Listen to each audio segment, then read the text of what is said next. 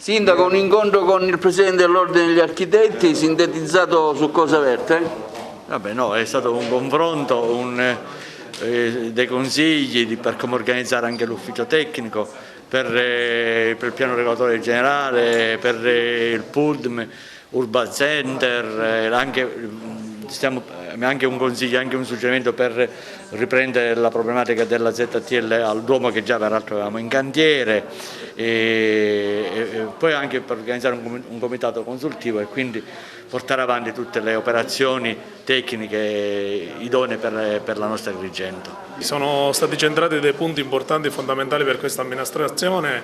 in quello che è ovviamente l'obiettivo che abbiamo di un dialogo con gli ordini, che può solamente aprire a una maggiore veduta a quelle che sono le possibilità che la nostra città offre dal punto di vista sia tecnico sia anche dal punto di vista urbanistico, che poi sfocia in quello che è una condizione di miglioramento per l'abitare della città. Presidente, allora un incontro oggi propositivo, fattivo con l'amministrazione comunale su tematiche importanti che riguardano appunto la nostra città. Lo avevamo preannunciato oggi, grazie alla disponibilità del sindaco della città di Agrigento, dottor Franco Miccichè, e dell'assessore ingegnere Principato, con una delegazione del Consiglio dell'Ordine degli Architetti, con l'architetto Angela Giglia, l'architetto Roberto Campagna e l'architetto Giuseppe Grimaldi, abbiamo incontrato un'amministrazione che già sin dalle prime battute ha voluto intraprendere un percorso per riorganizzare tutta una serie di problematiche che c'erano in questa città. E siamo partiti dall'ufficio tecnico del Comune di Agrigento, perché lo dobbiamo riorganizzare, dobbiamo dare le risposte ai professionisti e ai cittadini. Il piano regolatore della città, questa città non può continuare a non avere il suo strumento urbanistico alla luce di una legge urbanistica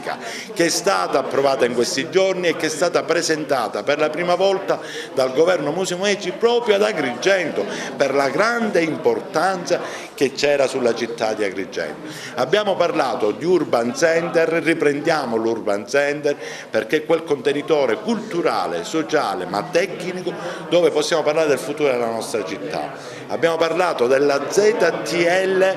della via Duomo e della piazza Don Minzoni. La cattedrale di Agrigento non può non essere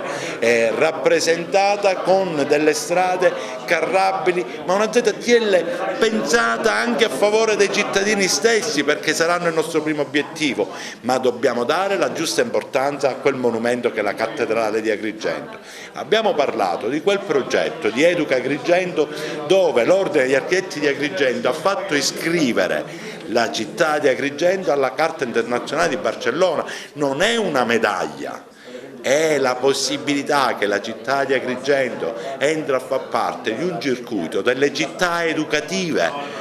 dove noi oggi ne sentiamo parlare tantissimo, e noi siamo stati i primi ad Agrigento a volerlo fare, delle città, e possiamo avere delle premialità nei fondi europei, nella ricerca di finanziamenti, ma soprattutto perché è un progetto che è rivolto alle nuove generazioni che possono conoscere la città di Agrigento e valorizzarla. Io sono convinto che con questa amministrazione noi oggi, ma già lo avevamo iniziato, riusciremo a intraprendere tutta una serie di percorsi con obiettivi certi, partendo da un unico interesse, che è il bene non solo storico-architettonico di questa città, ma il bene anche di tutti i cittadini.